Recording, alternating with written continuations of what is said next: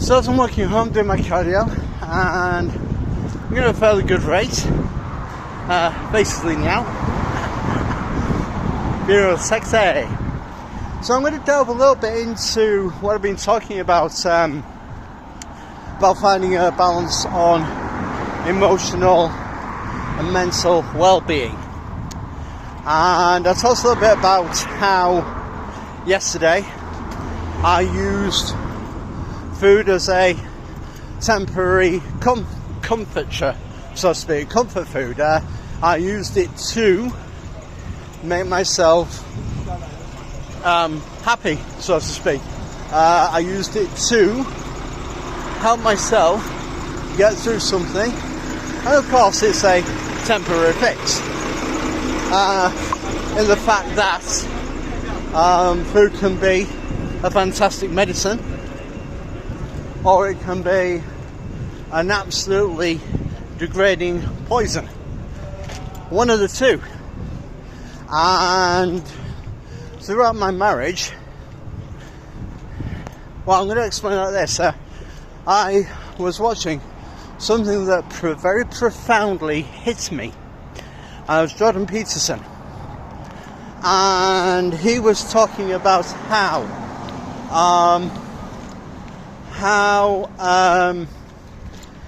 when Chinese doctors go to see people when they've got an illness or something, they go to the home and they take a look at the surroundings, and they're very much a believer, and this really hit me, they're very much a believer in that surroundings can frame a mind, and the mind can affect the body, and it can make some very profound have some very profound effects on the body through emotion and mental stability.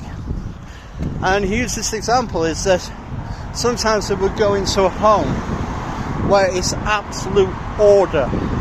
There's so much order, plastic covering the chairs. God help you if you sat down, had a glass of water without a coaster. The person who owned the place will come running up, put a coaster down, stand there glaring you, daring you to put the glass down without putting it on the coaster, and as soon as you finish, they'll whisk it away and they'll clean it before you even have chance to thank them for the water. Alright? Very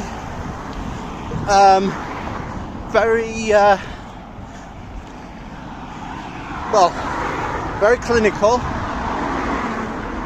a very sterile place. You can have all the artwork and stuff in there, but so ordered that life and a mental emotional balance cannot thrive. And then you can go to the opposite ends of the extreme, and they can go into complete places where it's completely chaotic, and of course then there is just an adverse effect.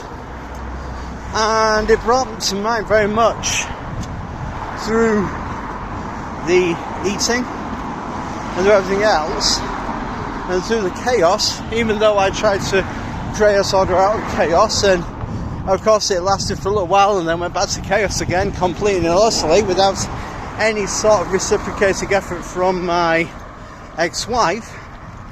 And it got to the point where I didn't want to be there, and yet I was stuck in this place because I felt a responsibility. I'd given my word. As Jordan Peterson said, when you get together, thick and thin, right? Through everything, you find a way to move forward, and you work together, and that's the thing. The other part is, and I'm all for being independent. I can make my own damn sandwich, make my own food and do stuff, but I wasn't cared for. There was hardly any gratitude. There was hardly any sort of unconditional love from my partner's side, and a lot of contradictions. So much so that there was so much chaos that nobody could survive. So there was a complete and utter imbalance in that. And I feel so profoundly moved by this, because looking back on it, I'm thinking, how the hell did I survive in that place, in that time? And then looking back even now, looking back to where I am now, I mean, I'm not in a bad place. The room, yeah, it's a little untidy, but it's far from chaotic, but it's far from ordered. It's got a nice balanced lived in. I'm going to finish off a couple of things, and that brought to mind too, because, you know, unfinished projects can weigh on your mind and you think, oh man, and then you carry on avoiding it, you carry on saying, oh, I'll finish it later, and you get caught up with everything else, and that weighs on your mind. So slowly but surely I've been making little alterations, showing a little more care towards myself, not just physically, but in my surroundings. Yeah, and it's when you look at the whole of everything, you think, no wonder I had all this. So what I'm going to say is whether you're in a relationship or not, your surroundings are going to dictate. Your surroundings are heavily going to dictate your psyche, your reactions to things. And if you're in a place where you don't want to be with a person who has it that way, you're going to find yourself sinking. And if they don't change, and you're doing all the work to change, but they're not doing anything, you're going to be descending into hell, right? And you think, bloody hell, how am I supposed to get out of this? Well, taking care of yourself. Again, you know,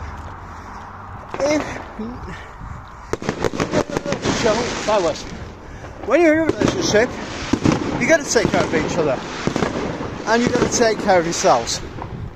Because if you can't take care of yourself, how are you going to take care of someone else? But at the end of the day, if there is no value given, whether you're not giving value or you're not receiving value, then you're going to fail to flourish and grow as a person, and you're going to stagnate.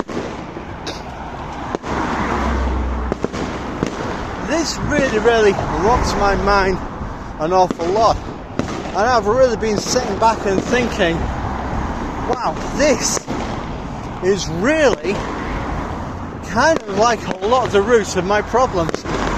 Sorry about the damn fireworks. So I wanted to share that with you. If you find that there's something wrong, usually it's the surroundings, where you live, where you are, possibly where you work. So what do you do about it? Well, you can either A, if it's possible, improve your surroundings. First improve a room, then a house, then maybe see if you can improve your garden or whatever if you have one, and slowly but surely affect changes around you. If you're with someone who's resisting, then you kind of got to talk with them, negotiate with them, come to some sort of arrangement where both needs are met. And if that's being resisted, then there's got to be changes elsewhere. And it's tough. It's tough to leave something where you feel responsibility for, where you feel trapped, where you feel encompassed. But at some point you have to do it. So I wanted to share those thoughts with you, and as I'm walking home, and I'm really working through an awful lot here. I'm kind of working out in my mind, and I'm slowly effecting those changes within myself, finishing off a few odd projects and kind of putting a little more order in to something that's still too chaotic in my life. So those are a few thoughts for you tonight.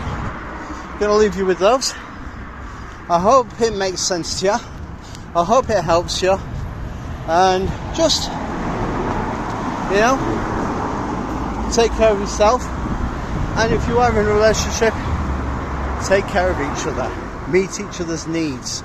Appreciate each other's needs. And look after each other.